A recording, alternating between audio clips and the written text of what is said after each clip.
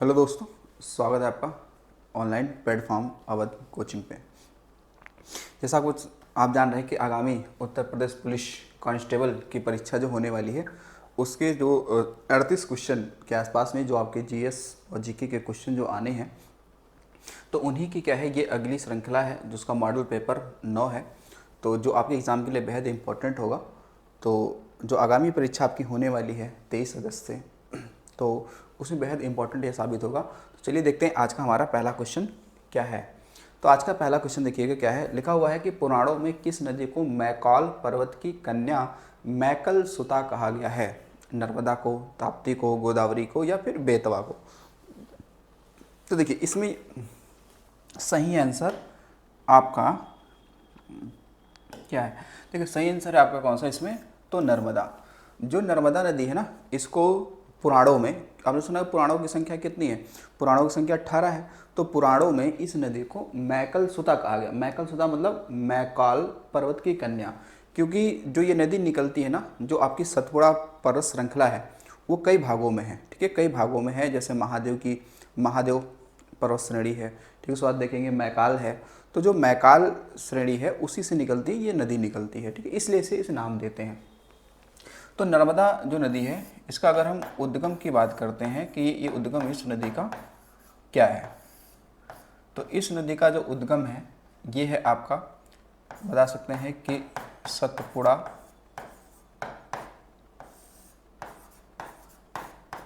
पर्वत श्रृंखला के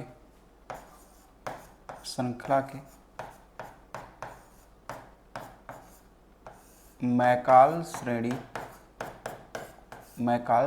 पर स्थित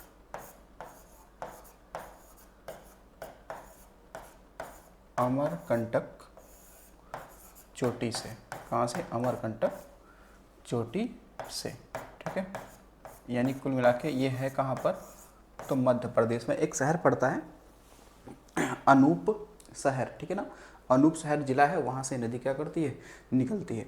नर्मदा नदी पूर्व से पश्चिम बहने वाली भारत की सबसे लंबी नदी है और ये ज्वारनद मुख बनाती है, यानी एक्चुरी बनाती है। कहाँ बनाएगी? तो ये बनाएगी खंबात की खाड़ी में। कहाँ बनाएगी? खंबात की खाड़ी में है। अब इन नदियों का उद्गम हम लोग देख लेते हैं। देखिए इन नदियों का उद्गम की बात करें, जैसे ताप्ती की बात करें, तो ताप्ती का जो उद्गम पॉइंट है, उद्गम पॉइंट जो है ये हो जाएगा कहाँ पर, तो ये हो जाएगा बैतूल पठार। ठीक है, बैतूल पठार। कहाँ से? तो मध्य प्रदेश से ये भी निकलती है। गोदावरी की बात करते हैं तो ये कहाँ से, तो बताएंगे कि महाराष्ट्र में त्रियंबक पहाड़ी। ठीक है,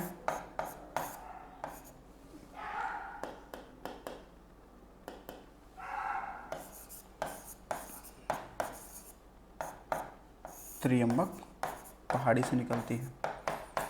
जो साउथ इंडिया की दक्षिण की सबसे लंबी नदी है गोदावरी, जिसे ब्रज गंगा कहते हैं या दक्षिणी गंगा कहते हैं इसे।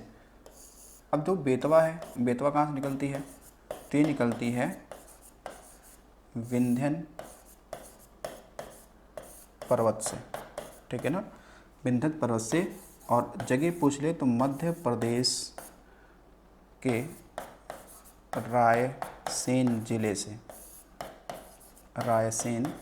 से निकलती है। ठीक है, तो इन सभी का हमने उद्गम भी देख लिया है। ठीक है, तो नर्मदा नदी पे ही देखेंगे सरदार सरोवर बांध है। कहाँ पे? गुजरात में। सरदार सरोवर बांध कहाँ पे है? नर्मदा पे ही है। ठीक है, यहाँ पे ओंकारेश्वर बांध भी एमपी में नर्मदा नदी पे ही है। माहेश्वर बांध नर्मदा नदी पे है, एमपी में है। चलिए अगला क्वेश्चन देखिएगा। अगला क्वेश्चन है कि भारत का पहला शासक जिसने सर्वप्रथम उर्दू को अपनी राजभाषा घोषित किया था? इल्तुतमिश, इब्राहिम सरकी, इब्राहिम आदिल शाह द्वितीय, मोहम्मद गेसुद दराज। तो इसमें सही आंसर है क्या? इसमें है इब्राहिम आदिल शाह द्वितीय। ठीक है ना। वैसे अगर आप देखेंगे उत्तर प्रदेश की अगर हम लोग बात करते हैं तो उत्तर प्रदेश की भी तो द्वितीय राज्य की भाषा क्या है? उर्दू ही तो है। ठीक है, और हम बात करें तो उत्तर प्रदेश की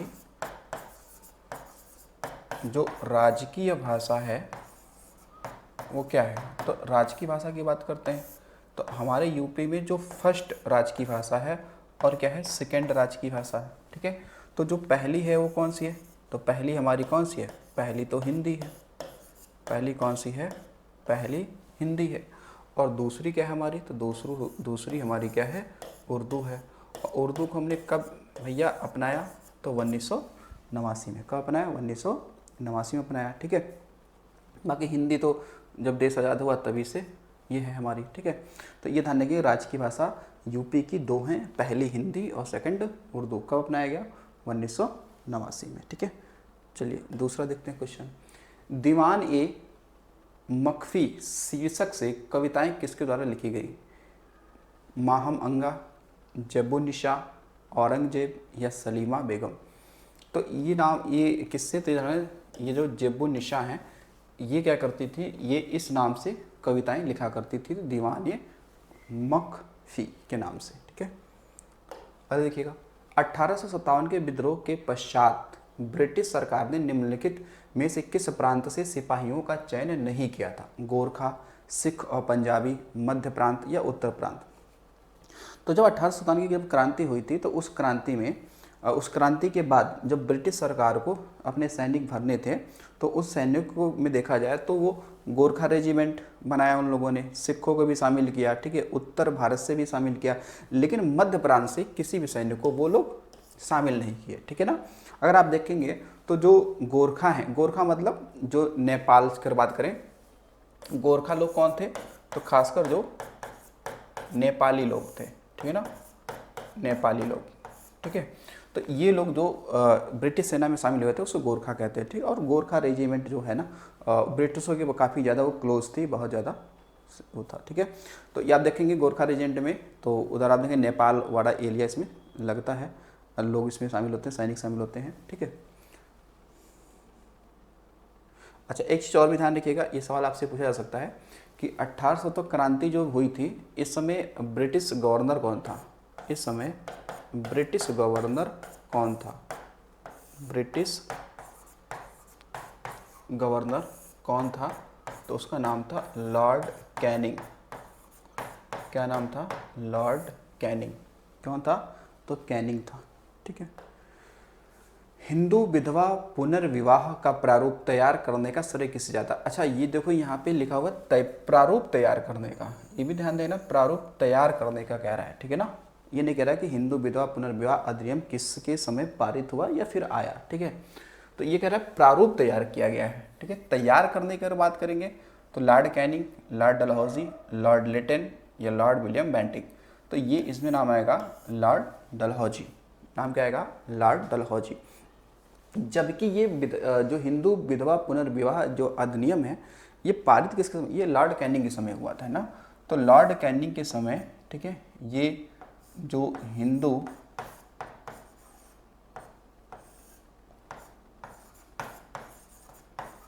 विधवा पुनर्विवाह एक्ट 1856 ये क्या हुआ, पारित हुआ था, ठीक है।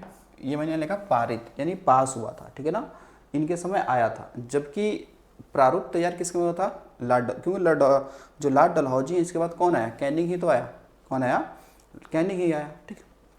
तो प्रारूप तो इसके समय बना था, ठीक है, इसके समय बना था, ठीक है, ये ध्यान गया। अब यहाँ पे और देखेंगे जो लॉर्ड विलियम बेंटिक की बात करते हैं, तो लॉर्ड विलियम बेंटिक ने क्या किया था कि 1829 में इसने क्या किया था कि सती प्रथा, कौन, सती प्रथा, ठीक है, कानून क्या किया, पारित किया। और सती प्रथा को जो कैसे 1829 में पारित किया था, और जो अधिनियम था 17 उसके माध्यम से क्या कर दिया, कानूनी रूप से सती प्रथा को बैन कर दिया, हटा दिया। इसमें सहयोग काफ़ी ज़्यादा किसका था, तो जो राजा राम मोहन राय थे उनका सहयोग इसमें ज़्यादा था, ठीक है। लॉर्ड लिटिन जानते ही हैं, ठीक है, लॉर्ड लिटिन के बाद लॉर्ड रिपन आएंगे, ठीक है। तो ये ध्यान रखिएगा प्रारूप बना किसके समय पे, डलहौजी के समय, पारित हुआ कैनिंग के समय। देखिएगा इको साउंडिंग का प्रयोग होता है, इको साउंडिंग का प्रयोग होता है किसके लिए, तो ये होगा समुद्र की गहराई को मापने के लिए, ध्वनि की आवृत्ति बढ़ाने के लिए, ध्वनि में कंपन उत्पन्न करने के लिए, भूकंप की तरंगों के रिकॉर्ड करने के लिए। देखो इको जो साउंड होती है ना वो समुद्र की गहराई के लिए मापने के लिए होती है, ठीक है ना, क्या होता है, समुद्र की गहराई मापने के लिए होती है, ठीक है। जबकि अगर आप देखेंगे ना, जैसे आपने सुना होगा सोनार की बात करते हैं, सोनार, तो सोनार का उपयोग हम लोग किस में करते हैं, जलयानों में लगाते हैं। और मान लो समुद्र में कोई चीज़ अगर खो गई है, ठीक है, या पता नहीं चल रहा, तो हम लोग सोनार के माध्यम से उसको पता कर देते हैं, ठीक है, सोनार के माध्यम से पता कर देते हैं, ठीक है। अब इको साउंड क्या है, यानी कि जैसे मान लो इस क्या है, कोई नाव है, ये कोई नाव है और नीचे क्या है आपका, ये समुद्र है, जल है, तो इसमें जब सोनार जो होता है ना, सोनार, ठीक है, जो सोनार का प्रयोग हम लोग जलयानों में करते हैं, तो नीचे कोई अगर वस्तु होती है तो यहाँ से जब हम लोग क्या करते हैं, एक तरंग भेजते हैं, जब तरंग टकरा कर वापस आती है, इको करती है, जब वापस आती है तो हमें लगता है कि नीचे कोई वस्तु है, तो हम लोग गोताखोर या कोई भी पनडुब्बी फिर यहीं पर उतारते हैं ताकि वो सामान या चीज़ या वस्तु मिल जाए, ठीक है। तो ये ध्यान रखेंगे। भूकंप की तरंगों की रिकॉर्ड के लिए अगर बात करते हैं, ठीक है, भूकंप के तरंगों के रिकॉर्ड के लिए हम लोग कैसे सिस्मोग्राफ का प्रयोग करते हैं ना, किसका करते हैं, सिस्मोग्राफ, सिस्मोग्राफ। जबकि भूकंप की तीव्रता मापने के लिए हम लोग रिएक्टर स्केल का प्रयोग करते हैं, ठीक है ना, ध्यान रखिएगा। चलिए अगला क्वेश्चन देखते हैं हम लोग। अगला देखिए, अगला क्वेश्चन है कि भारतीय राष्ट्रीय अंतरिक्ष संवर्धन और प्राधिकरण केंद्र का मुख्यालय कहाँ पे है, तिरुवनंतपुरम, बेंगलुरु, अहमदाबाद या नागपुर। तो इसका कहाँ बना है, इसका बना है अहमदाबाद, ठीक है, अहमदाबाद कहाँ पर, गुजरात में, कहाँ बना है, गुजरात में, ठीक है। इसका क्या काम होगा, जो भारतीय राष्ट्रीय अंतरिक्ष संवर्धन और प्राधिकरण है, ये केंद्र यहाँ अहमदाबाद में खोला गया है। इसका काम होगा कि मतलब इसरो क्या करेगा कि इसरो मतलब किसी देश की अगर रॉकेट मतलब उपग्रह को लॉन्च करना है, ठीक है, यानी कोई अन्य चीज़ें बनाना है, ठीक है, तो ये वो काम लेगा, ये काम वो लेगा, ठीक है, और करेगा कौन, इसरो करेगा, ठीक है। तो ये इसरो द्वारा ही स्थापित किया गया एक प्रकार का। ये आयोडीन की प्राप्ति होती है सारगैसम से, लेमिनेरिया से, और रोडीमेनिया प्लाटमा से, या कांड्रस से, ठीक है। ये क्या सब सवाल हैं, क्या हैं ये सवाल हैं। तो जो इसमें आप देखेंगे ना, लेमिनेरिया नामक जो होता है ना, ये शैवाल, तो ये शैवाल समुद्र में पाया जाएगा, शैवाल, तो इससे प्राप्त होता है, ठीक है ना, इससे प्राप्त होता है। आपने बताया था मैंने सारगैसो सागर, ठीक है ना, तो ये सारगैसो नामक एक क्या घास होती है, ठीक है ना, ध्यान रखेंगे कि सार गैसो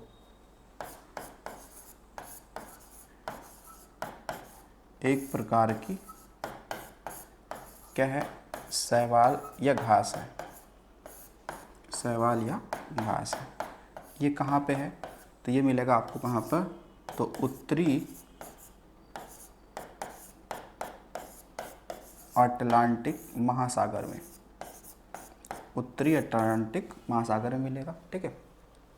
तो सारगैसो, ध्यान रखिए, एक घास है, दूसरी बात सारगैसो सागर भी कहते हैं। तो ये रियल में कोई सागर नहीं है, ठीक है ना, इसे कहते हैं ना बिना तटों वाला सागर कौन सा है, तो ये सारगैसो सागर कहते हैं, ठीक है ना, वो नाम दे देते हैं हम लोग सारगैसो सागर, लेकिन वो रियल में सागर नहीं है, ठीक है। जैसे आप देखेंगे शांति सागर चंद्रमा पे, तो चंद्रमा पे वो रियल सागर नहीं है, चंद्रमा में जो शांति सागर है ना, वो वहाँ पे जो चंद्रमा पे जो धूल पाए जाते हैं, तो उन धूलों को कहते हैं क्या हम लोग, शांति सागर, न कि कोई रियल में चंद्रमा पे कोई सागर वगैरह है, ठीक है ना। चलिए अगला देखते हैं, आयोडीन, ध्यान रखिएगा। महात्मा गांधी ने भूख हड़ताल की अपनी पद्धति का सर्वप्रथम प्रयोग कहाँ और कब किया गया था, कब किया था, ठीक है। ये देखो भूख कह रहा है ना, भूख हड़ताल, ठीक है, ये भी देखना है, क्या बोला है, भूख हड़ताल पद्धति का सर्वप्रथम प्रयोग कहाँ पे किया था, दक्षिण अफ्रीका के नटाल में, चंपारण में, अहमदाबाद में, दक्षिण अफ्रीका के केप टाउन में। अच्छा ये भी आपको देखना है कि ये नहीं पूछ रहा है कि महात्मा गांधी सबसे पहले आंदोलन कहाँ चलाया था, ये नहीं पूछ रहा, वो कह रहा है भूख हड़ताल, तो तो ये जो भूख हड़ताल हुआ था ना, ये तो अहमदाबाद में जो मिल मजदूर आंदोलन था उसमें हुआ था ना 1918 में। कब हुआ था? 1918 में। तो भूख हड़ताल तो सबसे पहले गांधी जी ने इसी आंदोलन में किया था, ठीक है। दक्षिण अफ्रीका में इन्होंने नाटाल इंडियन कांग्रेस की स्थापना की थी। कब? ध्यान रखिएगा, 1894 में। तो ये सवाल आता है कि गांधी जी नाटाल इंडियन कांग्रेस की स्थापना कहाँ की थी? तो दक्षिण अफ्रीका में की थी। कब की थी? 1894 में। बाकी चंपारण जानते ही हैं कि चंपारण बिहार में पड़ता है। यहाँ पे इन्होंने चंपारण आंदोलन चलाया था। जब आंदोलन सफल हो गया था तो जो रविंद्रनाथ टैगोर हैं, कौन? रविंद्रनाथ टैगोर, इनको क्या कहते हैं? महात्मा की उपाधि दी थी, ठीक है। तो चंपारण ध्यान रखिएगा, वर्तमान में ये बिहार में है और बिहार में चंपारण नाम से 2 जिले हैं, एक पश्चिमी चंपारण और एक है कौन सा? पूर्वी चंपारण। जो सबसे अधिक गन्ना का उत्पादन आप देखते हैं कि पश्चिमी चंपारण बिहार में होता है, ठीक है। और चंपारण में ही क्या है, आप देखेंगे कि बिहार की सबसे ऊंची चोटी आपको यही मिल जाएगी, ठीक है ना। कहाँ पर? चंपारण वाले क्षेत्र में, पश्चिमी चंपारण मिल जाएगा, ठीक है। चलिए अगला देखते हैं, क्वेश्चन नंबर 12, क्वेश्चन नंबर 10 कि कौन सा पौधा कीट पकड़ता है? स्लाइमैक्स, नीरियम, नेपंथिस, एकेसिया, ठीक है, एकेसिया। तो अब देखेंगे इसमें जो आपका सही आंसर हो जाएगा वो कौन सा हो जाएगा?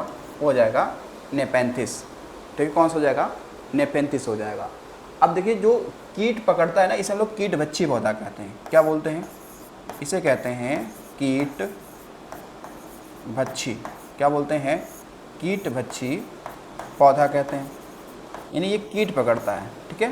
तो कीट भक्षी पौधा, ठीक है, ध्यान रखना कि वहीं उगते हैं, वहीं उगते हैं जिस मिट्टी में क्या हो? नाइट्रोजन की कमी हो। क्या है वो? नाइट्रोजन की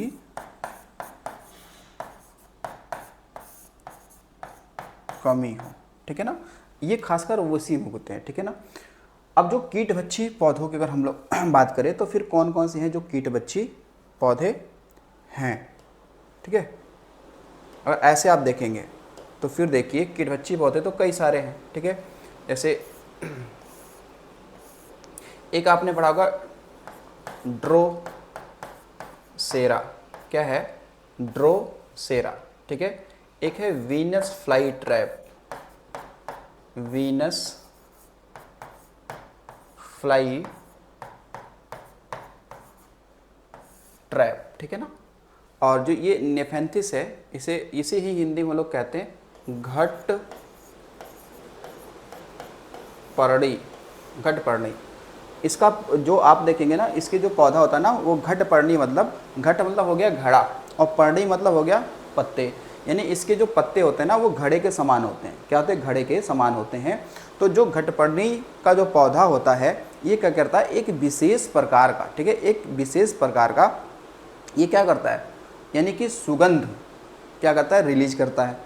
उस सुगंध से क्या होते हैं? बहुत सारे कीट, जो छोटे छोटे कीट होते हैं या बड़े भी लगभग कीट होते हैं, जैसे मेढक भी हो सकता है, ठीक है ना, और कीट हो सकते हैं, मक्खियाँ भी हो सकती हैं, ये करती हैं उसकी ओर आकर्षित होती हैं। और जैसे ही उस पर बैठती हैं ना, जैसे कुछ मिला के इस तरीके से ये होता है, ये ऊपर से ऐसे ये होता है इस तरीके से, ठीक है ना, इस तरीके से होता है। तो अब क्या होगा था ना, यहाँ पर ये कीट बैठते हैं और जब कीट बैठते हैं तो क्या होता है? ये ऊपर से बंद हो जाता है, ये ऊपर से क्या हो जाता है? बंद हो जाता है। और उसी के अंदर जो कीट होते हैं वो उनकी निधन हो जाता है, मर जाते हैं, ठीक है। तो उन के शरीर से यानी कीटों से ये नाइट्रोजन प्राप्त करते हैं, ठीक है ना। जो घटपर्णी का पौधा होता है ये कीटों क्यों खाते हैं? क्योंकि इनसे ये नाइट्रोजन की प्राप्ति करते हैं। क्यों करते हैं? क्योंकि ये वहीं उगते हैं जहाँ पर क्या होता है? जहाँ पर मिट्टी में नाइट्रोजन की कमी होती है। तो नाइट्रोजन की आपूर्ति के लिए ये जो पौधे होते हैं ये कीटों का क्या करते हैं? भक्षण करते हैं।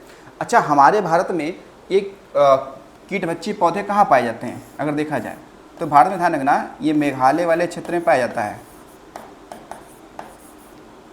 मेघालय व असम, मेघालय व असम में ये पाए जाते हैं, हमारे भारत में।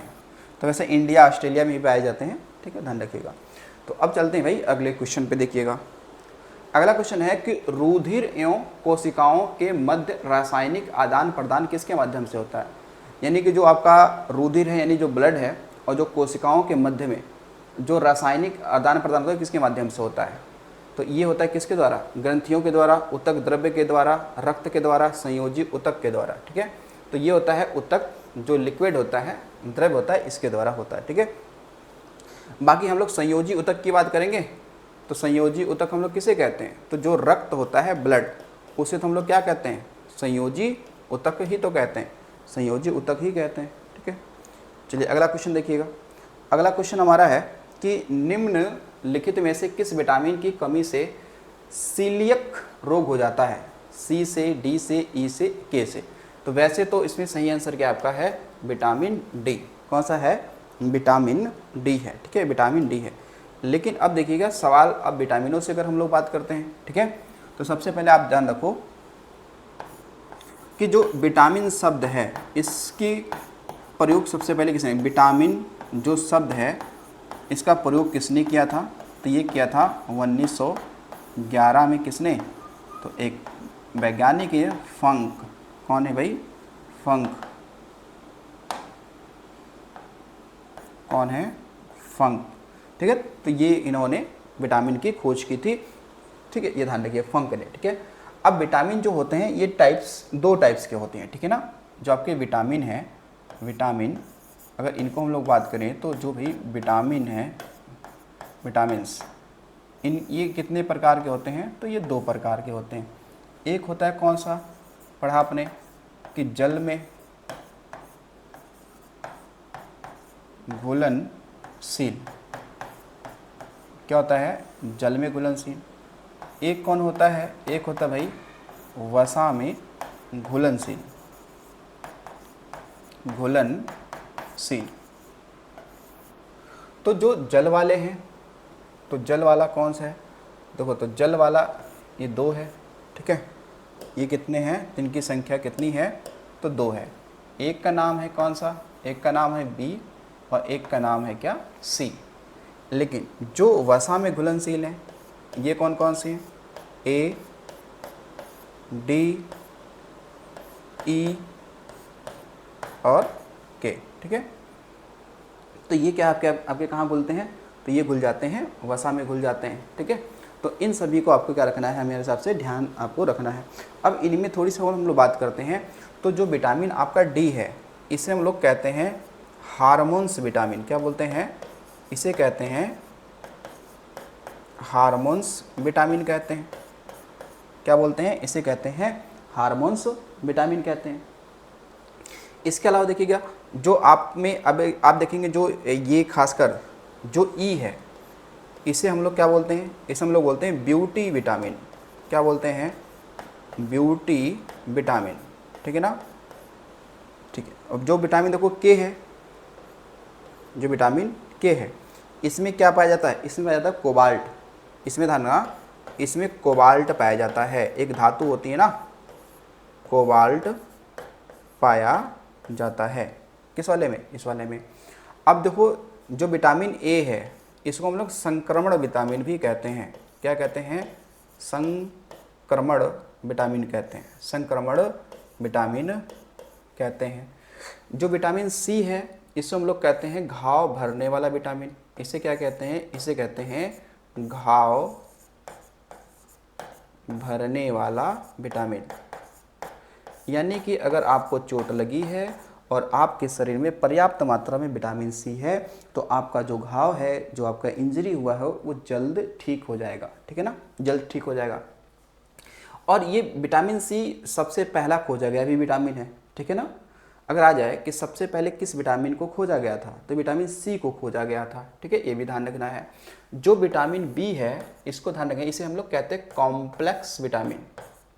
क्या बोलते हैं, इसे कहते हैं हम लोग कॉम्प्लेक्स विटामिन कहते हैं। क्यों? क्योंकि विटामिन बी के अंदर भी कई सारे विटामिन पाए जाते हैं, जैसे vitamin B1, B2, B3, B5, B7 ऐसे करके पाए जाते हैं। तो इसलिए आपको ध्यान रखना है, ठीक है। अब देखो सवाल और भी विटामिन से आपसे क्या बन सकते हैं। विटामिन का कार्य क्या होता है हमारे शरीर में? इसका काम होता है शरीर में जो प्रतिरोधक क्षमता है इसको बढ़ाना, ठीक है ना। विटामिन का कार्य क्या है? इसका काम क्या है? इसका कार्य क्या है? ठीक है, तो इसका कार्य होता है कि शरीर में क्या करना? प्रतिरोधक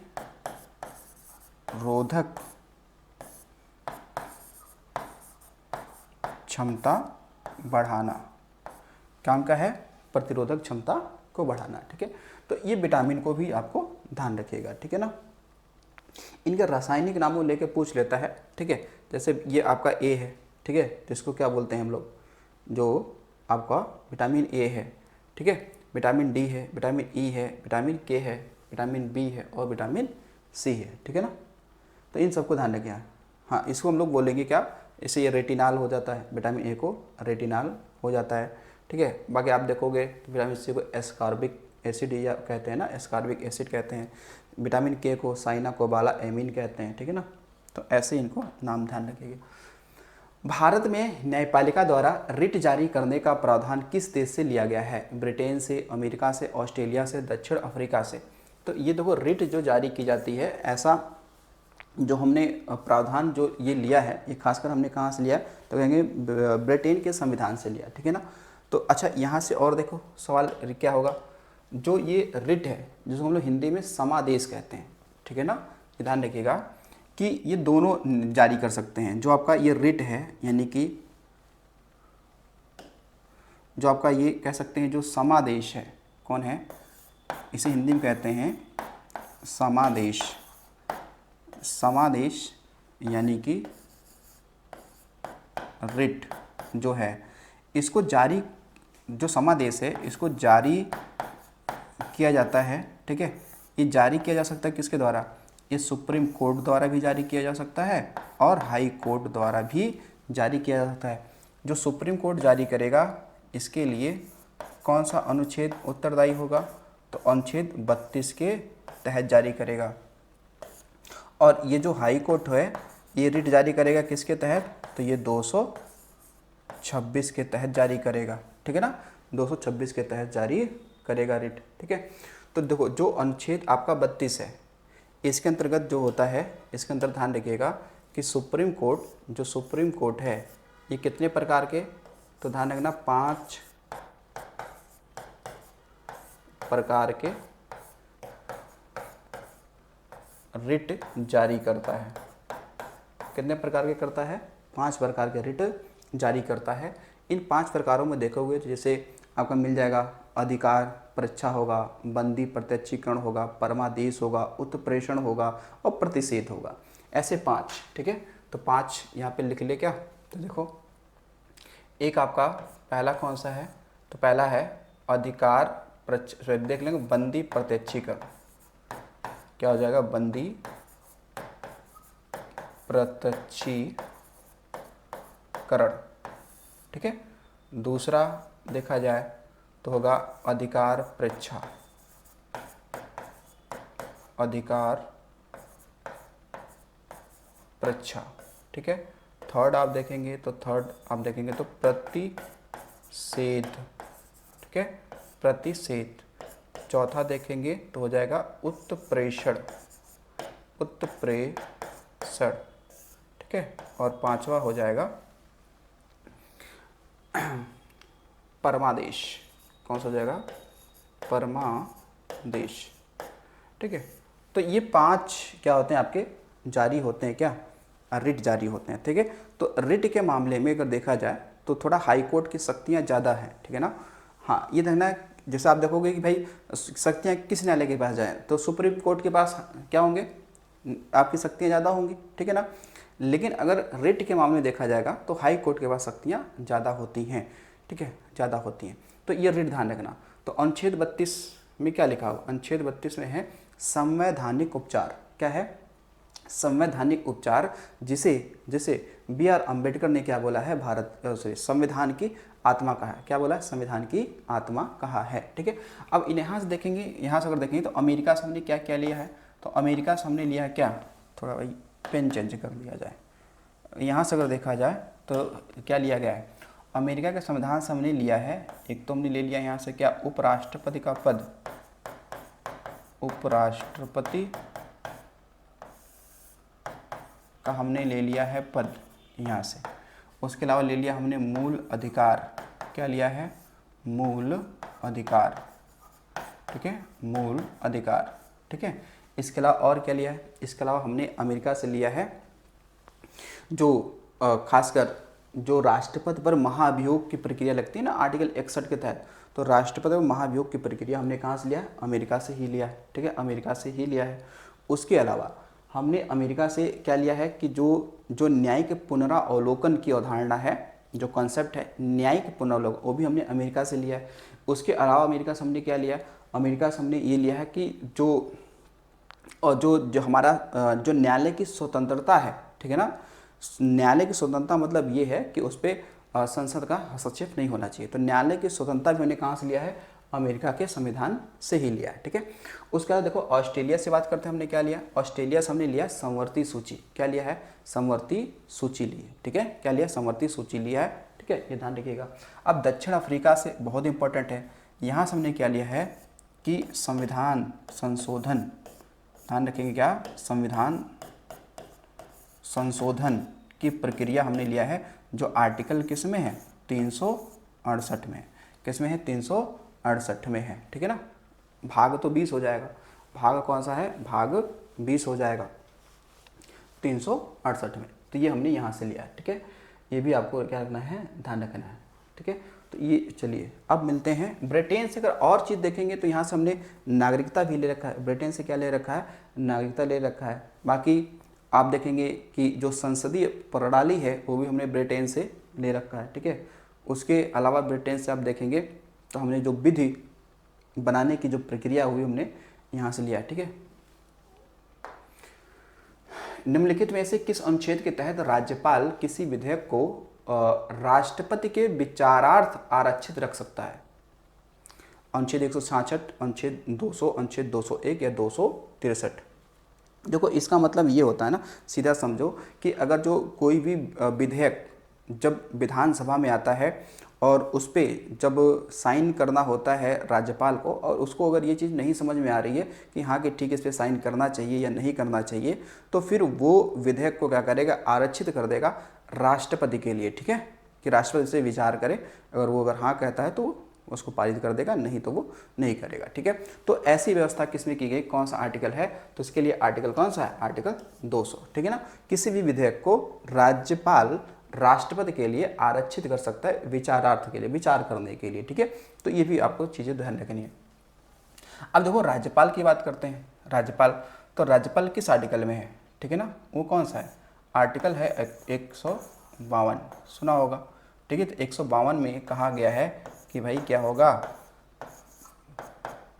राष्ट्रपति को सहयोग के लिए, ठीक है ना, यानी कह सकते हैं कि राष्ट्रपति और राज्य के बीच में जो समन्वय स्थापित करता है, जो सेतु का काम करता है, वो राज्यपाल करता है। ठीक है, तो ये राज्यपाल का उल्लेख किसमें, आर्टिकल 152 में। ठीक है, 152 में दिया गया है। ठीक है, तो ये ध्यान रखेंगे आप राज्यपाल के संदर्भ में। ठीक है, बाकी आप जानते हो कि भारत के पहली महिला राज्यपाल की अगर बात करते हैं, सरोजिनी नायडू थी, जो उत्तर प्रदेश की ही थी। ठीक है, अब देखिए लिखा है कि अनुच्छेद 352 के तहत राष्ट्रीय आपातकाल की उद्घोषणा के कितने दिनों के भीतर संसद के अनुमोदन की आवश्यकता होती है, 2 माह के भीतर, 1 माह के भीतर, या 6 माह के भीतर, या 1 वर्ष के भीतर? तो इसके लिए सही आंसर क्या है, 1 माह के अंदर।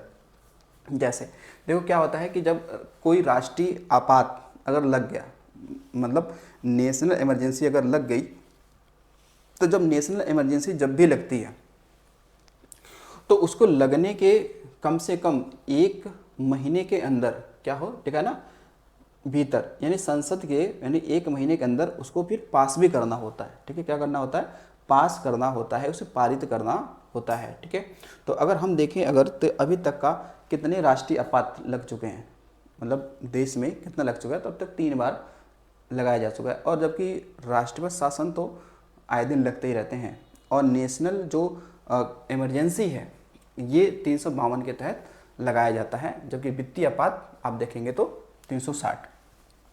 जो आपातकाल की घोषणा है ना, आपातकाल जो है ये किसमें है, तो इसमें अगर देखा जाएगा तो भाग अगर कहेगा तो भाग कौन सा है, भाग 18 है। भाग कौन सा है, भाग 18 है। इसके तहत कितने आर्टिकल हैं इसमें, देखो 301 है, 301 56 है और 301 60 है। तो 352 के तहत क्या लगता है, राष्ट्रीय आपात यानी कि नेशनल इमरजेंसी। क्या लगेगा, राष्ट्रीय आपात।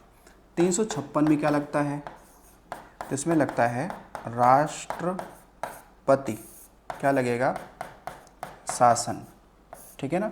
और इसमें क्या लगेगा, वित्तीय आपात। क्या लगता है, वित्तीय आपात 360, ठीक है। तो ये हमें समझना होगा, ठीक है ना, सारी चीज़ों को, ठीक है। तो ये हमारा ये डाटा हो गया। तो ये भाग 18 में दे रखा है और ये सबको हमको ध्यान रखना है।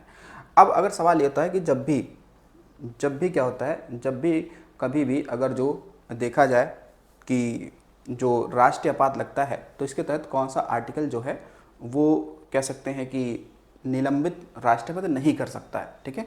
बाकी जितने आर्टिकल हैं निलंबित कर सकता है, लेकिन कौन से वो 2 आर्टिकल हैं जो राष्ट्रीय आपात लगता है तो फिर राष्ट्रपति उसको निलंबित नहीं कर सकता है, ठीक है ना। आप हमें कमेंट बॉक्स में बताएंगे, हम लिख देते हैं कौन कौन सा आर्टिकल है। क्या 19 और 20 है, क्या 19 और 21 है, क्या 20 और 21 है, ठीक है, क्या 19 और 18 है, ठीक है। आप बताएंगे कि कौन सा आर्टिकल निलंबित नहीं कर सकता है। वो आर्टिकल देखेंगे 359 के तहत ये काम वो नहीं करेगा, ठीक है, मतलब निलंबित नहीं करेगा वो, ठीक है। कौन सा इसमें से है, ठीक है, आप बताएंगे अभी। चलिए अगला देखिए क्वेश्चन। अगला क्वेश्चन है कि रोम किस नदी के तट पर स्थित है, पियावे नदी, टाइबर नदी, ऑडिजे नदी, ठीक है, या पो नदी, ठीक है। तो देखो जो रोम है ना वो है आपका टाइबर नदी। किस नदी किनारे है, टाइबर नदी किनारे रोम शहर स्थित है, ठीक है। अब पो नदी की बात करते हैं, तो जो पो नदी है ना, ये भी ध्यान रखेंगे, ये पो नदी जो है ना इसे हम लोग इटली की गंगा कहते हैं। इसे क्या कहते हैं, इसे कहते हैं इटली की गंगा कहते हैं। इटली की गंगा कहते हैं किसे, पो नदी को, ठीक है ना। पो नदी को इटली की गंगा कहते हैं, ठीक है। इटली की राजधानी क्या है, तो रोम ही है। क्या है, रोम है, ठीक। तो ध्यान रखिएगा भैया। आगे देखिए, भूमध्य रेखा निम्नलिखित में से किन देशों से होकर गुजरती है, ठीक है। मालदीव, गैबॉन, ब्राज़ील, फिर है Somalia, Spain, Indonesia, Togo, Congo, Maldives, Mexico, Bharat, Kenya.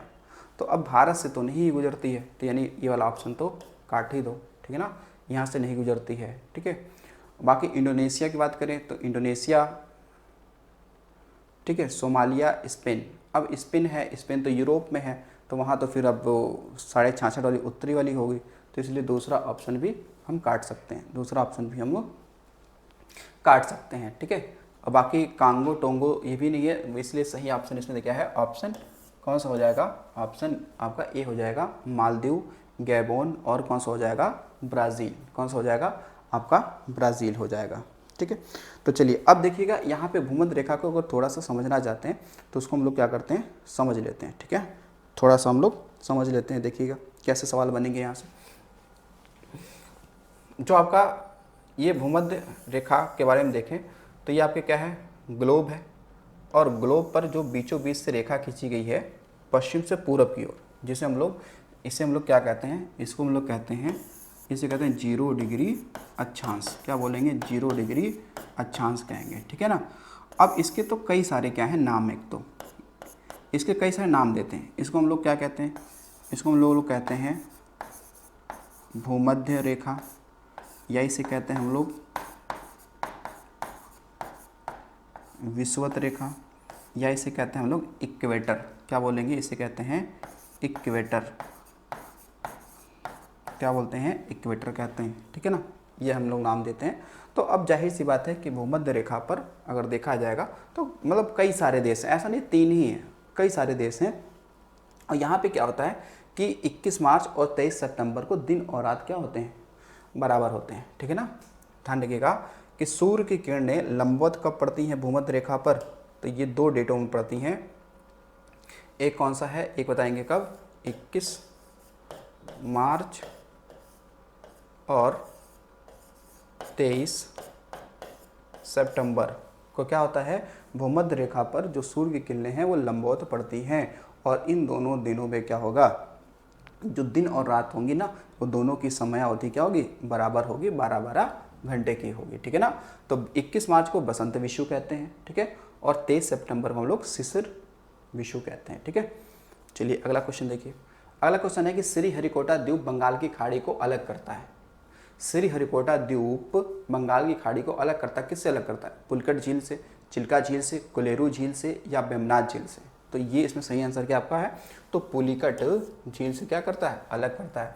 यानी कि आप देखेंगे जो पुलिकट झील है वो किन राज्यों में है? तो ये देखेंगे, राज्य पूछेगा तो राज्य हो जाएगा आंध्र प्रदेश, आंध्र प्रदेश और प्लस वही ये तमिलनाडु, ये दोनों की क्या है? सीमा पे है, तमिलनाडु की सीमा पे है। लेकिन इसका जो विस्तार अधिकतम है ना वो आंध्र प्रदेश में है। कहाँ है? आंध्र प्रदेश में है। ये तमिलनाडु तो केवल उसकी सीमा साझा करता है, ठीक है। बाकी चिल्का झील तो जानते ही हैं कि ये उड़ीसा में है। ये भारत की सबसे बड़ी क्या है? खारे पानी की झील है और लैगून झील है। कोलेरू झील कहाँ पे? कोलेरू झील ये आंध्र प्रदेश में है और ये गोदावरी और कृष्णा नदियों के बीच में है, ठीक है ना, आंध्र प्रदेश में है। वेमनाड झील की बात करेंगे तो ये है कहाँ पे? ये है केरल में। कहाँ है? ये है केरल में, ठीक है। तो ध्यान रखिएगा, यानी ये जो श्रीहरिकोटा द्वीप की ये बात जो चल रही है, यहाँ पे देखो बीच में क्या है? बीच में क्या है आपका? श्रीहरिकोटा द्वीप है, ठीक है। श्रीहरिकोटा क्या है? द्वीप है। तो इसके इस साइड में अगर देखेंगे तो इसके इस साइड में आपका है पुलिकट झील। कौन सा है? इधर है पुलिकट झील, ठीक है। और इसके इस साइड में क्या है? बंगाल की खाड़ी। इस साइड में क्या है? इस साइड में है बंगाल की खाड़ी, इस साइड में है। तो ये पूछ रहा है कि श्रीहरिकोटा द्वीप जो है बंगाल की खाड़ी को किससे अलग करता है? तो पुलिकट झील से क्या कर देता है? अलग कर देता है। चलो और देखते हैं क्वेश्चन। जब जल प्रवाह में बहते हुए पदार्थ आपस में घर्षण कर छोटे हो जाते हैं तब इस प्रक्रिया को क्या कहते हैं? देखो, अपघर्षण, सन्निघर्षण, संक्षारण या जल गति प्रतिक्रिया, ठीक है। देखो जब भी इसको सही आंसर तो क्या है? सही आंसर है सन्निघर्षण। तब देखो क्या होता है कि जब मान लो कोई जल है, मतलब नदी हो गई, ठीक है ना, और नदी हो गई, जब नदी का प्रवाह चलता है, जब धाराएं जब तेज चलती हैं तो उसमें क्या होता है ना, कुछ आपस में जैसे बड़े बड़े पत्थर हो गए या फिर छोटे पत्थर हो गए, जब वो आपस में टकराते हैं, तो घर्षण की वजह से जब वो टूटना शुरू हो जाते हैं, जब उनका आकार छोटा हो जाता है, तो इस प्रक्रिया को ही क्या कहते हैं? सन्निघर्षण कहते हैं। क्या बोलते हैं? सन्निघर्षण कहते हैं, ठीक है। ये आपको ध्यान रखिएगा। चलिए अगला देखिएगा। मालना घाटी निम्नलिखित में से किस राज्य में स्थित है? जम्मू कश्मीर में है, हिमाचल प्रदेश में है, उत्तराखंड में है या सिक्किम में है? तो मालना घाटी जो है ये हो जाएगा किस में? तो ये हो जाएगा हिमाचल प्रदेश में। कहाँ पर हो जाएगा? हिमाचल प्रदेश में, ठीक है ना, ये हिमाचल प्रदेश में। मालना घाटी जो है ना, इसका एक कोई उपनाम है, मुझे ध्यान नहीं आ रहा अभी कि मालना घाटी को एक उपनाम देते हैं। बाकी हिमाचल प्रदेश में कई सारी घाटियाँ हैं, एक दो नहीं, यहाँ पर तो कई सारी घाटियाँ हैं। तो फिर अगर कई सारी हैं तो फिर लिख लेना चाहिए। तो देखो एक है कौन सी? यहाँ पे पार्वती घाटी, जिसमें मणिकर्ण स्थान है, पार्वती घाटी है, ठीक है, पार्वती घाट है। यहाँ पे एक कुल्लू घाटी मिलेगी। कौन सी? कुल्लू घाटी मिलेगी। यहाँ पे एक आपको स्पीति घाटी मिलेगी, जिसमें ताबो मठ है इसी घाटी में, ठीक है। इसके अलावा हिमाचल प्रदेश में एक आपको मिलेगा चंबा घाटी। कौन सा? चंबा घाटी, आपको मिल जाएगी यहीं पे, ठीक है। तो ये सारी कई सारी घाटियाँ आपको मिलेंगी कहाँ, हिमाचल प्रदेश में, ठीक है। उत्तराखंड की बात करें तो उत्तराखंड में भी तो कई सारी घाटियाँ आपको मिल जाएंगी। जैसे देखिएगा, एक आपको मिलेगा फूलों की घाटी, फूलों की घाटी, तो ये खासकर कहाँ पे है, ये जो चामोली ज़िला है ना डिस्ट्रिक्ट, वहाँ पे है, फूलों की घाटी है। इसके अलावा उत्तराखंड में आप देखेंगे तो जौहर घाटी है, कौन सा, जौहर घाटी है। इसके अलावा यहाँ पर आप देखेंगे तो सोर घाटी है, कौन सा, सोर घाटी है, ठीक है, सोर घाटी आपको मिलेगा। इसके अलावा धर्मा घाटी मिल जाएगा, कौन सा, धर्मा घाटी। तो ये सारी घाटियाँ कहाँ पे हैं, उत्तराखंड में है। कहाँ पे, उत्तराखंड में। जम्मू कश्मीर तो आप हम लोग जानते ही हैं, यहाँ पे कौन सी, कश्मीर घाटी है, कौन सी है, कश्मीर घाटी है। तो जो ये कश्मीर घाटी है, इसका निर्माण कौन सी नदी करती है, तो झेलम नदी करती है। कौन सी नदी करती है, झेलम नदी द्वारा निर्मित है, कौन सी, कश्मीर घाटी, कौन सी है, कश्मीर घाटी। तो जो कश्मीर घाटी है ये किन के बीच में है, मतलब किन, मतलब पर्वत श्रृंखलाओं के बीच में। तो जो कश्मीर घाटी है, थोड़ी सी से बात कर ही ले, तो जो कश्मीर घाटी है ये महान हिमालय, ठीक है, महान हिमालय व पीर पंजाल, कौन सा, पीर पंजाल जो पर्वत है इसके बीच में। और पीर पंजाल जो है वो मध्य हिमालय का भाग है। किसका भाग है, मध्य हिमालय के भाग है। तो सबसे लंबी पर्वत श्रृंखला कौन सी है हिमालय की, तो वह है कौन सी, पीर पंजाल, ठीक है ना। तो इसके बीच में है कौन सी, कश्मीर घाटी, ठीक है। तो कश्मीर घाटी को हम लोग क्या कहते हैं, भारत का स्विट्जरलैंड कहते हैं। और कश्मीर घाटी में केसर की खेती होती है। कश्मीर घाटी में करेवा मिट्टी पाई जाती है जो हिमानीकृत चिकनी मिट्टी होती है। चलिए अगला क्वेश्चन देखते हैं, क्वेश्चन नंबर 21। ओजस डेल सलाडो ज्वालामुखी शहर निम्नलिखित में से किससे संबंधित है, तंजानिया से, चिली से, मैक्सिको से या फिर ईरान से। तो ये एक ज्वालामुखी है ओजस डेल सलाडो, ये है कहाँ पर, चिली में। कहाँ पे है ये, चिली में है, ठीक है। किस देश में, ये चिली में है। ऐसे कई सारे आप देखेंगे तो आपको मिल जाएंगे, ठीक है। तो अब देखो जो चिली है ना, चिली में एक चीज़ और ध्यान देना है, चिली की वैसे राजधानी क्या है, सेंटियागो, ठीक है। सेंटियागो क्या इसकी राजधानी है, ठीक है। चिली में ही आप देखेंगे तो यहीं पे मिलेगा आपको क्या, आटाकामा मरुस्थल मिलेगा। क्या मिलेगा, आटाकामा मरुस्थल मिल जाएगा, ठीक है, चिली में ही, ठीक है। तंजानिया की बात करेंगे तो यहीं पे मिलेगा किलिमंजारो,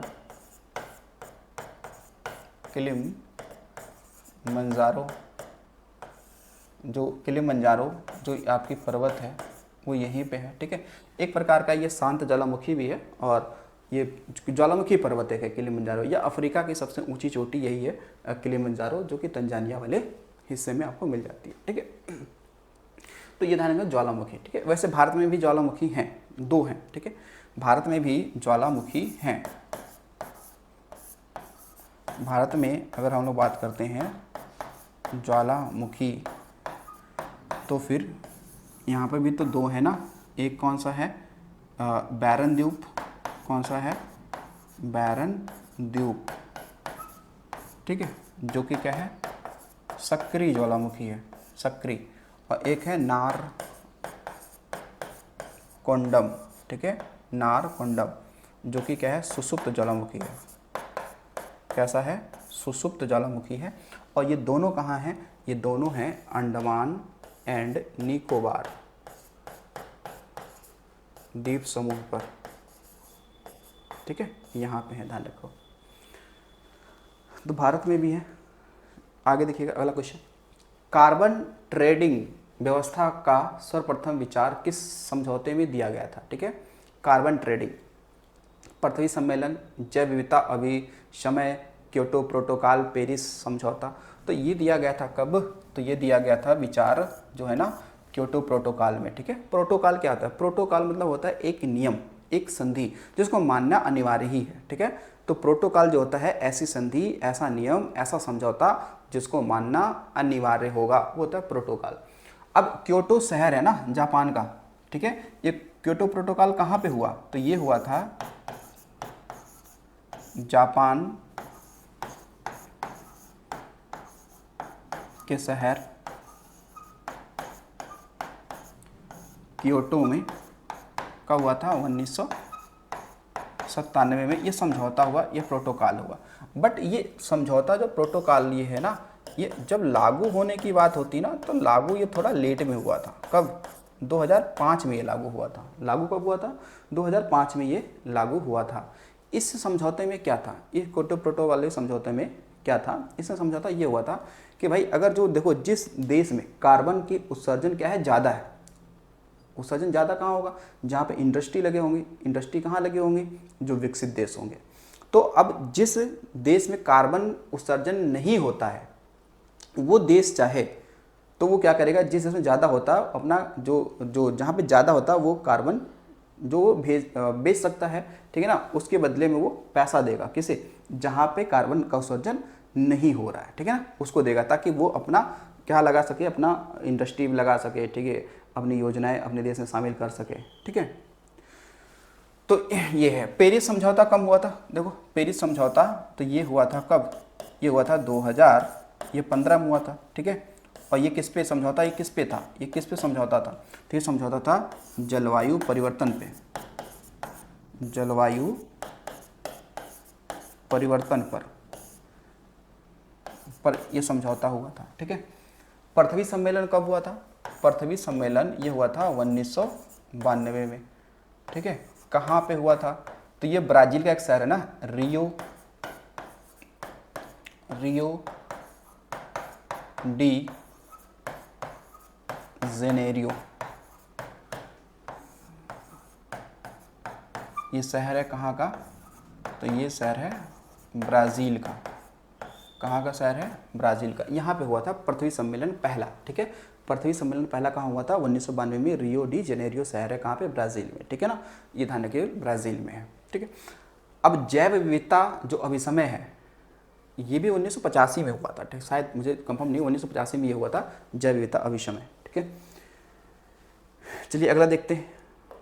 अगला क्वेश्चन है कि निम्नलिखित में से कौन सा अभिसमय खतरनाक रसायनों के व्यापार से जुड़ा है, ठीक है ना। खतरनाक रसायनों के व्यापार से जो जुड़ा हुआ है, ठीक है। Rotterdam convention, Vienna convention, Stockholm convention या वान कन्वेंशन, ठीक है ना। तो ये जुड़ा हुआ है किससे? तो रॉटरडम कन्वेंशन। कौन सा है? रॉटरडम कन्वेंशन है, ठीक है। तो रॉटरडम जो कन्वेंशन है ना, ये कब मतलब हुआ था? तो कहेंगे ये 1998 में। ये कब हुआ था?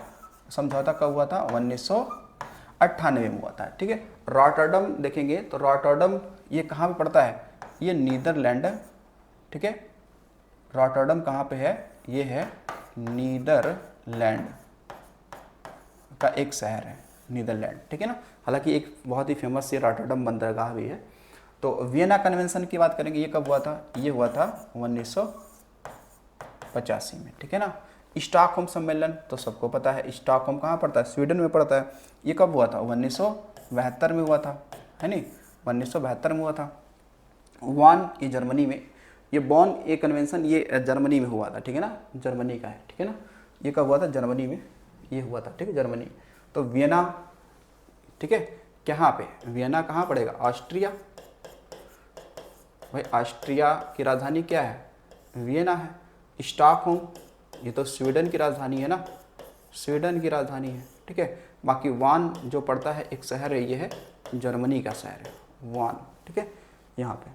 तो ये ध्यान रखिएगा, खतरनाक रसायनों के लिए रॉटरडम कन्वेंशन हुआ था।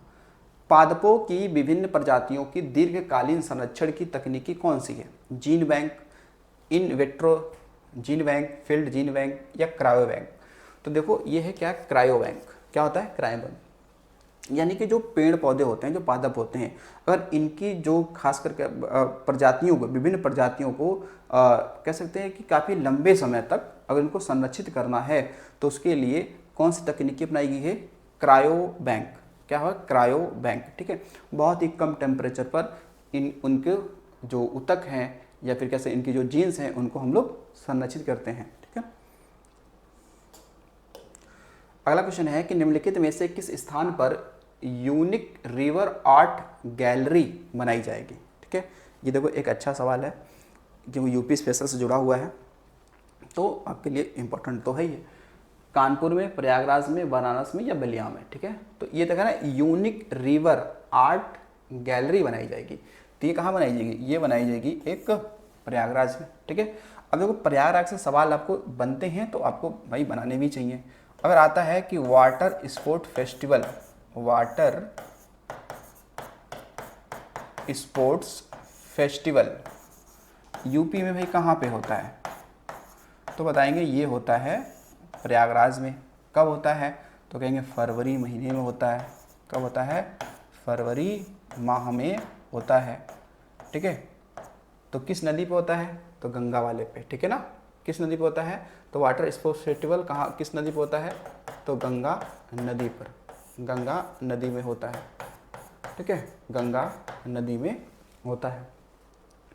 उसके अलावा देखो प्रयागराज में अगर बात करते हैं तो यहाँ पे लगता है एक माघ मेला। कौन सा लगता है? माघ मेला लगता है यहाँ पे।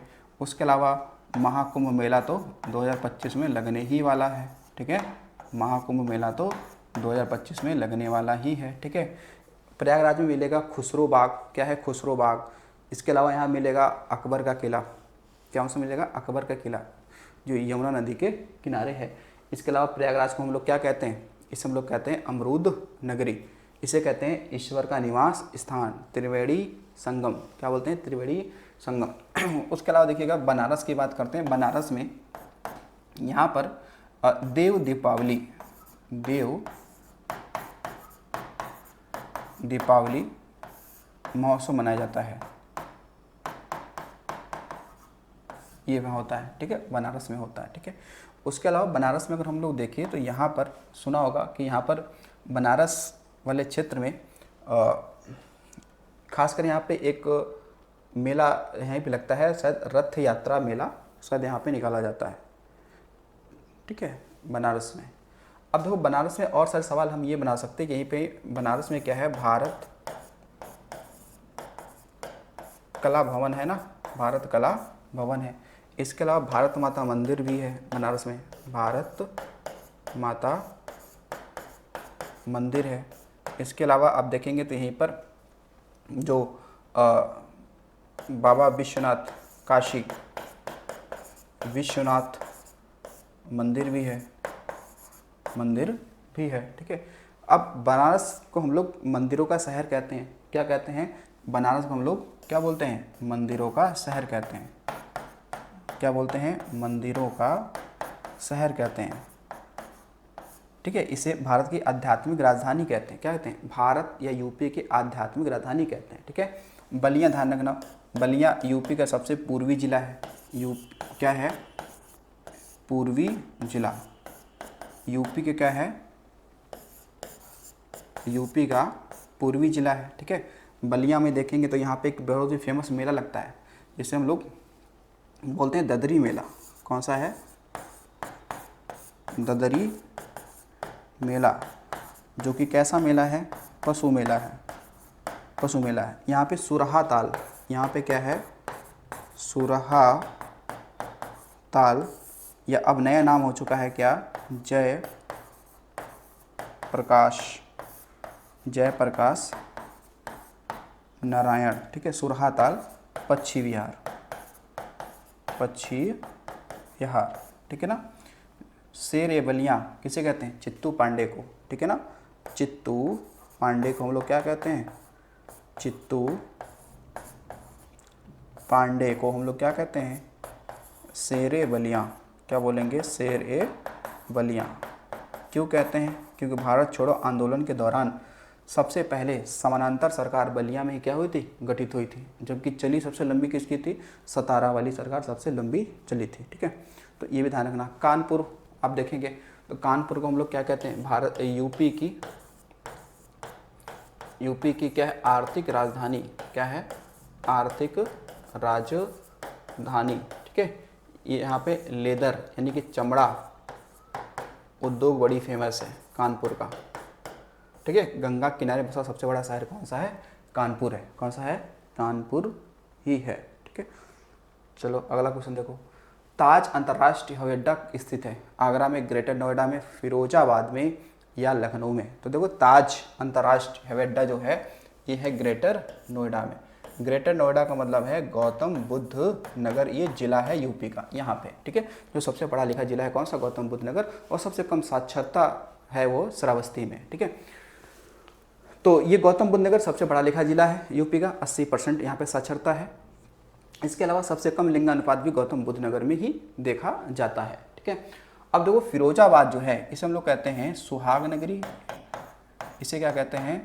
सुहाग नगरी। ये इसे कहते हैं चूड़ियों का नगर, चूड़ियों का नगर कहते हैं। तो कांच की चूड़ियाँ बहुत ही फेमस है फिरोजाबाद की, ठीक है। फिरोजाबाद की बहुत ही फेमस है, ठीक है। ताज महोत्सव, अब देखिएगा ताज अंतर्राष्ट्रीय हवाई अड्डा बोल रहा है, ठीक है। अच्छा ताज महोत्सव पूछ ले आपसे, अगर भाई ताज महोत्सव पूछ ले, ताज महोत्सव ये कहाँ पे होता है? तो ताज महोत्सव ये होता है कहाँ पे? आगरा में। ये कब होता है? तो फरवरी माह में होता है, 10 दिनों तक मेरे हिसाब से चलता है नहीं? 10 दिनों तक ये चलता है, ठीक है। तो यहीं पर जो आगरा है ना, आगरा में जो ताज महल है उसके पूर्वी गेट, जो पूर्वी द्वार है ना, वहाँ पे एक शिल्पग्राम जगह है, वहाँ पे खासकर लगता है, ठीक है। शिल्पग्राम में लगता है, तो ये आगरा में ही लगता है फरवरी में, ठीक है। बाकी लखनऊ में तो आप जानते ही हो कि भाई यहाँ पे चंद्रिका देवी मंदिर है। बाकी यहाँ पे बड़ा इमाम बाड़ा है जो 1784 में असफुद्दौला द्वारा बनाया गया था, जो लखनऊ के नवाब थे उनके द्वारा बनवाया गया था, ठीक है। तो आगरा आप देखेंगे 1504 में सिकंदर लोदी ने स्थापना की थी, ठीक है, जो यमुना नदी के किनारे बसा हुआ है, ठीक है। उत्तर प्रदेश का निम्नलिखित में से कौन सा जिला 4 राज्यों की सीमाओं को स्पर्श करता है? लखीमपुर खीरी, बलिया, सोनभद्र, ललितपुर। तो इसका सही आंसर क्या है आपका? सोनभद्र। तो जो सोनभद्र ना ये 4 राज्यों से अपनी सीमा साझा करता है। कौन कौन से? तो एक राज्य कौन सा है आपका? भाई बिहार है। कौन सा है? बिहार है। बिहार के बाद में आप देखेंगे तो झारखंड है। कौन सा है? झारखंड है। फिर कौन सा है आपका? एक है छत्तीसगढ़ है, छत्तीसगढ़ है। और एक आपका क्या है? मध्य प्रदेश है। तो भारत का एकमात्र ऐसा ये जिला है सोनभद्र जो 4 राज्यों, सबसे अधिक राज्यों से सीमा ये साझा करता है। लखीमपुर देखेंगे तो ये यूपी का क्या है? सबसे बड़ा जिला है, सबसे बड़ा जिला है, ठीक है ना। किसमें? तो क्षेत्रफल में। किसमें? क्षेत्रफल में, ठीक है। तो यूपी का पहला बायो प्लास्टिक पार्क कहाँ पे बनने जा रहा है? ये बनने जा रहा है लखीमपुर खीरी में बनने जा रहा है, ठीक है। यूपी का पहला बायो प्लास्टिक पार्क कहाँ बनेगा? लखीमपुर में बनेगा। कहाँ? गोला तहसील में। कहाँ बनेगा? गोला तहसील में, जिसके लिए देखा जाए तो 1000 हेक्टेयर भूमि को चिन्हित कर लिया गया है और 2000 करोड़ रुपए फंडिंग भी जारी कर दी गई है, ठीक है। तो वो लखीमपुर में बनेगा, ठीक है। और लखीमपुर में ही क्या है? दुधवा राष्ट्रीय उद्यान है। दुधवा, भाई यूपी का एकमात्र राष्ट्रीय उद्यान कौन सा है? दुधवा राष्ट्रीय उद्यान। तो जो दुधवा राष्ट्रीय उद्यान है वो लखीमपुर खीरी में है। लखीमपुर खीरी में क्या है आपका? है यहीं पे क्या है? दुधवा राष्ट्रीय उद्यान, ठीक है ना। दुधवा राष्ट्रीय उद्यान। तो ये कब बना था? तो ये राष्ट्रीय उद्यान कब बना था? 1977 में, ठीक है ना, 1977 में।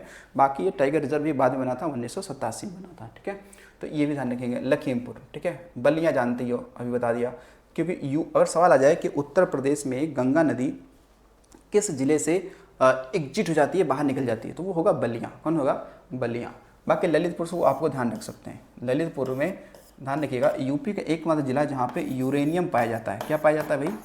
यूरेनियम के साथ साथ में प्लेटिनम भी पाया जाता है। प्लेटिनम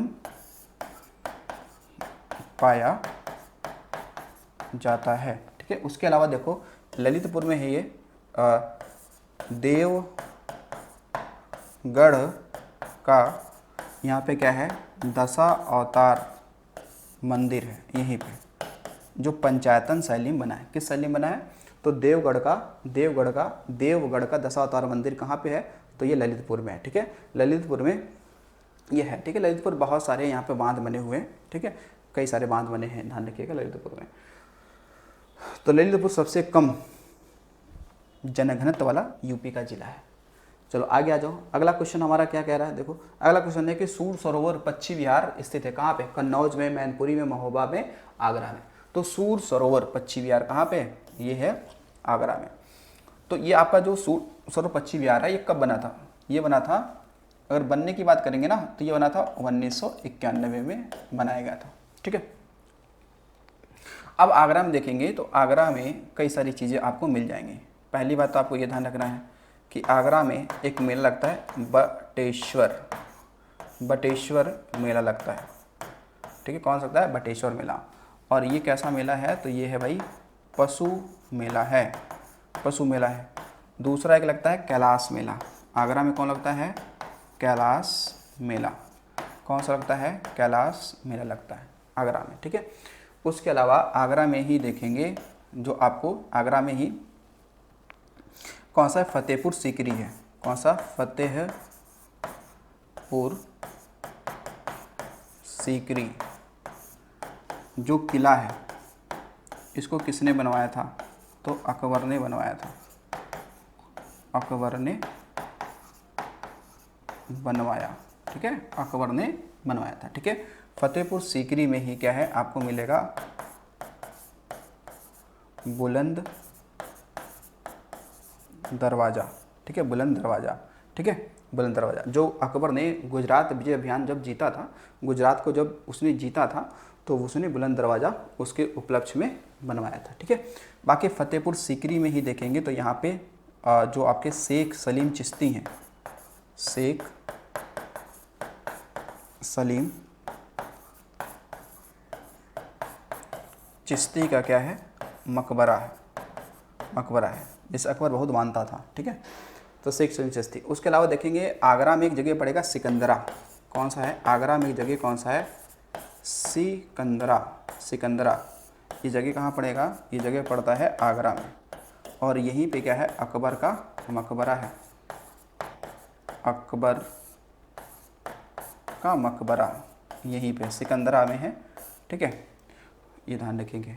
बाकी आगरा से और बोले तो आगरा जो शहर है ना, इसकी स्थापना का जो श्रेय जाता है, श्रेय वो जाता है सिकंदर लोदी को। किसको जाता है, सिकंदर भैया लोदी को जाता है।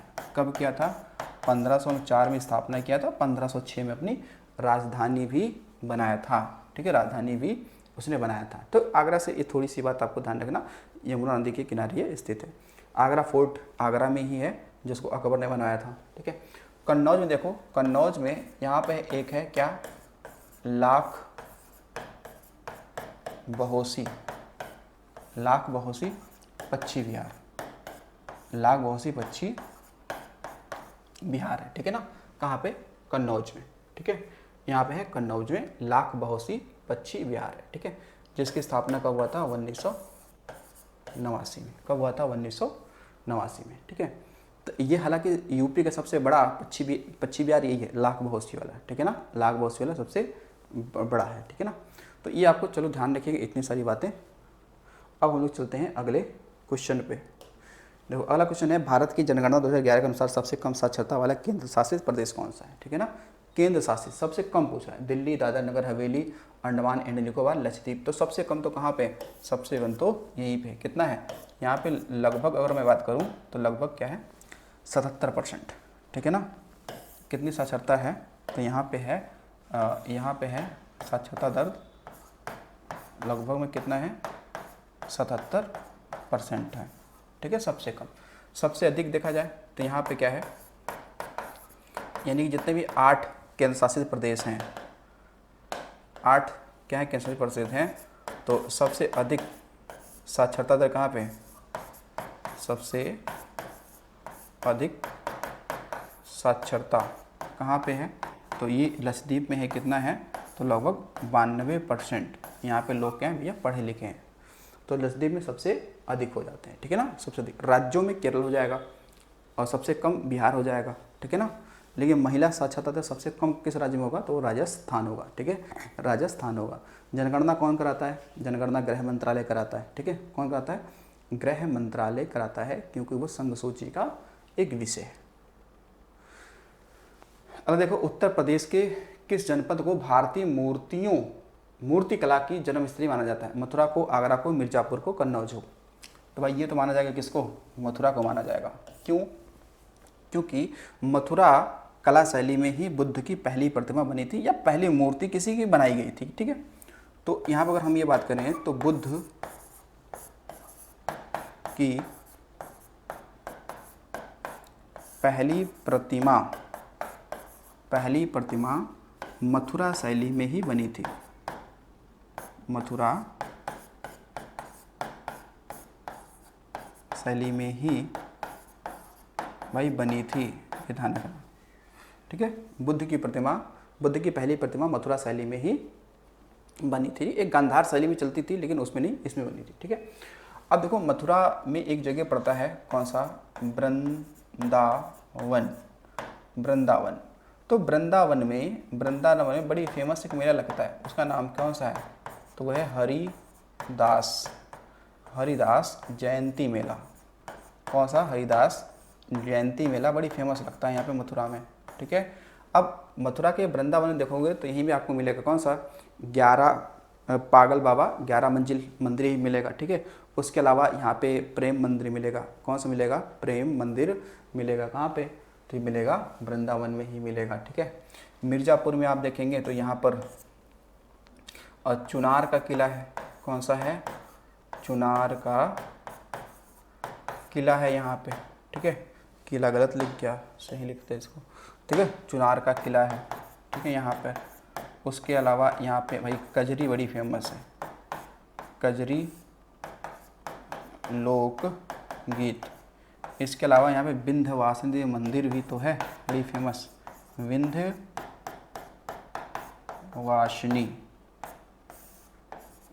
देवी मंदिर यहाँ पे है। कहाँ पे? मिर्ज़ापुर में। ठीक है, तो मिर्ज़ापुर से ही क्या होता है, और जो 82.5 डिग्री पूर्वी देशांतर रेखा है वो यहीं से गुजरती है और भारत में समय का क्या होता है? निर्धारण होता है। ठीक है, निर्धारण होता है। ठीक है, तो आगरा किससे जुड़ा हुआ है? आगरा जुड़ा हुआ है राजस्थान से, उससे जुड़ा हुआ है। ठीक है, कन्नौज आप देखोगे, कन्नौज में ही रामगंगा नदी गंगा में आके मिलती है। ठीक है ना, कन्नौज को हम लोग कई सारे नाम देते हैं। कन्नौज को हम लोग कान्य कुब्ज भी कहते हैं, कान्य कुब्ज भी कहते हैं। ठीक है, इसके अलावा से महोदय श्री भी कहते हैं, महोदय श्री कहते हैं, मतलब पुराना नाम है। बाकी ऐसे खुशबुओं का शहर, इत्र नगरी, पूर्व का ग्रास, कन्नौज को भी कहते हैं, कन्नौज को पूर्व का ग्रास कहते हैं। ठीक है, एक अन्य नाम क्या है? पूर्व का ग्रास, क्योंकि ग्रास फेरिस में एक शहर है जो पूरे विश्व में इत्र के लिए फेमस है। वैसे हमारे भारत में इत्र के लिए कौन फेमस है? तो कन्नौज, इसलिए से पूर्व का ग्रास भी हम लोग कह देते हैं। ठीक है, पूर्व का ग्रास भी कह देते हैं। अरे देखो, सिप्री रिपोर्ट के अनुसार प्रथम 4 सर्वाधिक सैन्य खर्च वाले देश का सही क्रम क्या है? यूएसए, भारत, चीन, रूस, यूएसए, चीन, भारत, यूएसए, चीन, रूस, भारत, या चीन, रूस, यूएसए, भारत। देखो पहले तो यूएसए है, पहले पे कौन है? पहले पे यूएसए, चौथे पे क्या है? भारत है। तो इसका मतलब तो फिर 3 वाला तो सही होना ही चाहिए भाई, यूएसए, चीन, रूस और भारत। ठीक है, ये आपका सही क्या है? क्रम लगेगा, क्योंकि चौथा सबसे बड़ा कौन सा है? भारत ही तो है। अब देखो जो सिप्री है ना, सिप्री, ये भाई सिप्री क्या है?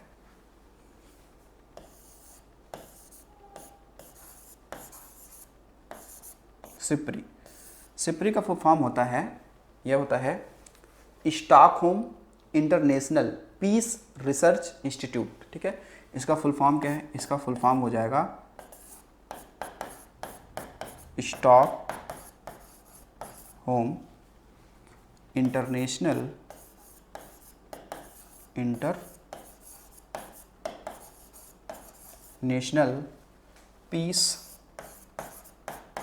पीस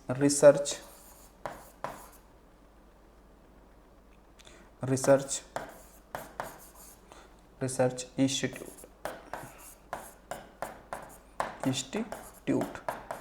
ठीक है, ये क्या होता है? इसका फुल फॉर्म हो जाता है, ये इसका फुल फॉर्म हो जाता है। और जो सिप्री का हेड क्वार्टर है जो है, ये कहाँ मिलेगा आपको? स्टॉकहोम में, स्टॉकहोम। तो स्टॉकहोम किसकी राजधानी है? तो ये है स्वीडन की, किसकी है? स्वीडन की। तो जो ये सिप्री इंस्टीट्यूट है ना, ये मतलब आंकड़े जारी करती है कि कौन सा देश अपने सैन्य बल पर कितना पैसा खर्च करता है, ठीक है ना। यानी पूरे विश्व में सबसे अधिक अपनी सेना पैसा कौन खर्च करता है? यूएसए करता है, फिर चीन करता है, फिर रूस करता है, फिर भारत करता है। यानी कि विश्व में चौथे नंबर पे भारत की रैंकिंग है, जो सबसे अधिक पैसा खर्च करता है अपनी सेनाओं पर। क्या? अपनी सेनाओं पर। और यहाँ से अगर देखा जाए, जो इसकी अगर स्थापना और पूछ लेता है सिप्री की, तो स्थापना इसकी हुई थी 1966 में। स्थापना कब हुई थी? 1966 में स्थापना हुई थी, ठीक है, 1966। ध्यान रखना। 9 सेनाओं के द्विपक्षीय, ठीक है। तो अब देखो इसमें द्विपक्षीय नहीं होगा, क्योंकि यहाँ पे त्रिपक्षीय होना चाहिए, ठीक है। तो इसको हम लोग यहाँ पे लिख देते हैं त्रिपक्षीय, यहाँ पे हो जाएगा त्रिपक्षीय।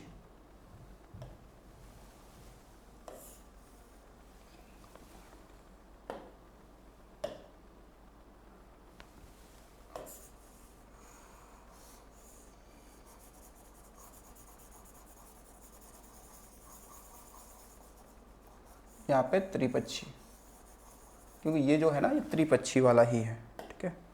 यहाँ पे हो जाएगा त्रिपक्षीय, ऐसे लिख दे त्रिपक्षीय, ठीक है। नौसेनाओं के त्रिपक्षीय अभ्यास IMT ट्रीलैंड 2024 में किन देशों ने भाग लिया है? भारत, मोजाम्बिक, तंजानिया, श्रीलंका में कौन से लिया? केवल 1 2 3, केवल 2 3 4, केवल 1 3 4, या फिर 1 2 3, इसमें से क्या फिर सही आपको मिलेगा, ठीक है। तो देखिए इसमें जो आपका 1 2 3 है, यानी कि भारत, मोजाम्बिक और तंजानिया, ठीक है। यानी 1 2 3, यानी कौन सही हो जाएगा? ये सही हो जाएगा, ठीक है ना। तो जो IMT ट्रीलैंड, अलग से ट्रीलैंड लिखा हुआ है, तो ये ध्यान रखिएगा। तो ये इसमें भारत भी भाग लिया है, इसमें मोजाम्बिक भाग लिया और तंजानिया भी भाग लिया है। लेकिन ये हुआ कहाँ पे है? ये हुआ है मोजाम्बिक में, इसका आयोजन यहीं पे हुआ है। आयोजन कहाँ हुआ है? इसी देश में आयोजन यहीं पे हुआ, मोजाम्बिक में हुआ है, ठीक है ना। मोजाम्बिक की राजधानी क्या है? इसका है मापुतो। मापुतो क्या है? ये इसकी राजधानी है, ठीक है, राजधानी के रूप में ये मापुतो है, ठीक है। ध्यान। तंजानिया की तो डोडोमा है, क्या है? डोडोमा है, ठीक है। उसके अलावा देखो, उसके अलावा है 7 जून 2024 को विश्व खाद्य दिवस का कौन सा संस्करण मनाया गया था? छठा, 5वां, 7वां या 8वां? सही आंसर कौन सा है? सही आंसर है कौन सा? 6वां। तो जो आपका एक संस्था है, इसका नाम है FAO, ठीक है, FAO है, यानी कि कृषि एवं खाद्य संगठन, ठीक है। ध्यान रखिएगा, इसका फुल फॉर्म क्या है? कृषि, ये क्या है? कृषि एवं खाद्य संगठन,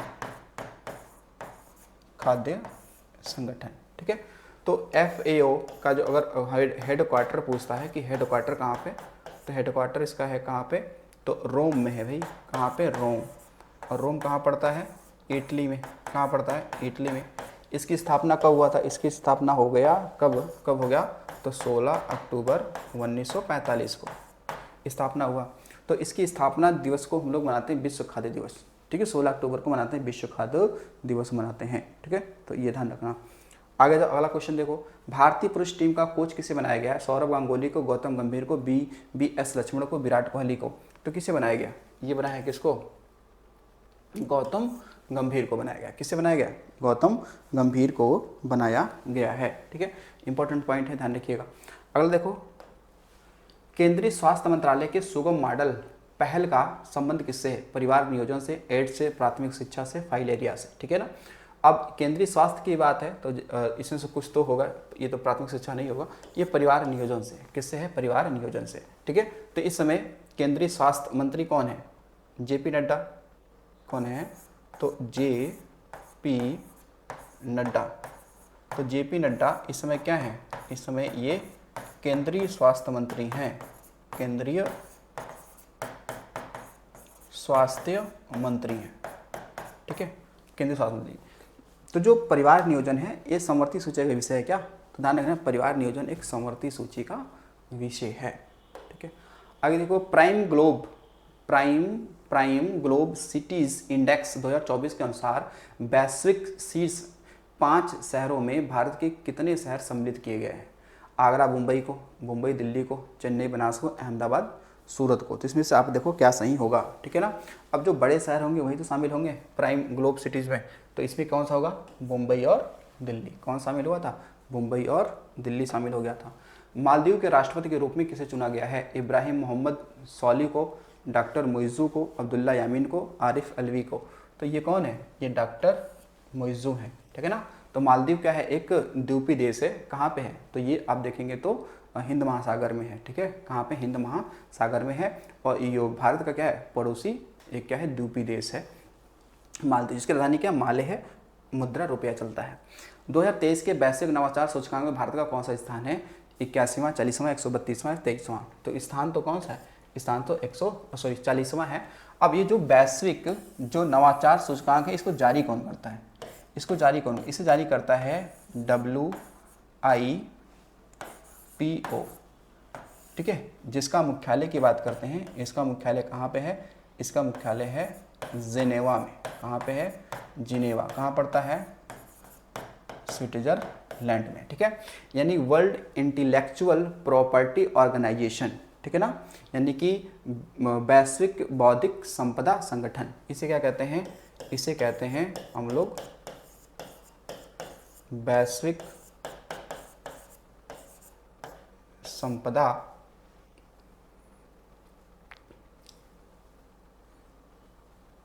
थोड़ा सा इसे वैश्विक बौद्धिक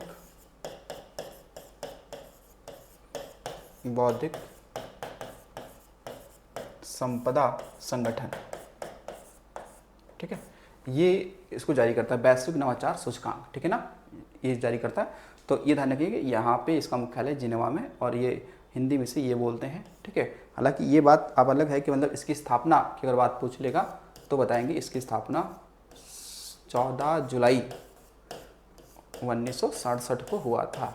ठीक है ना, तो ये हमारा क्या रहे? आज के 38 क्वेश्चन है जो आपके यूपीपी के एग्जाम के लिए काफ़ी इंपॉर्टेंट है। तो मेरे हिसाब से आप इसको अच्छे समझे होंगे। तो चलिए मिलते हैं अगले वीडियो में। तो थैंक्स फॉर वॉचिंग।